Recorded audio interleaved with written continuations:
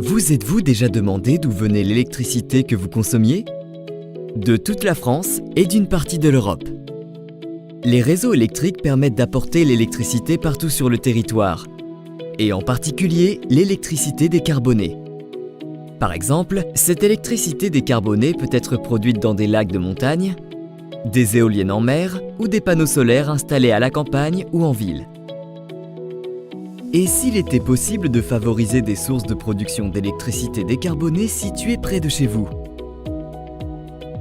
Traditionnellement, pour alimenter un bâtiment, une entreprise, une habitation, vous souscrivez un contrat auprès d'un fournisseur d'électricité qui vous facture régulièrement votre consommation telle qu'indiquée par votre compteur. Désormais, il vous est possible de choisir l'autoconsommation, qui consiste à consommer une partie de l'énergie produite localement, en général via des panneaux solaires. On parle d'autoconsommation individuelle si vous consommez l'électricité produite à partir de votre installation. L'autoconsommation est également possible dans un esprit collectif, en partageant l'énergie solaire produite localement avec des consommateurs situés à proximité. On parle alors d'autoconsommation collective. Quand l'autoconsommation est collective, des producteurs et des consommateurs d'énergie comme vous s'associent dans un collectif qui va produire l'énergie renouvelable et gérer son partage. Elle peut être appliquée au niveau d'un immeuble, d'une copropriété, d'un quartier, d'une collectivité, d'une zone d'activité.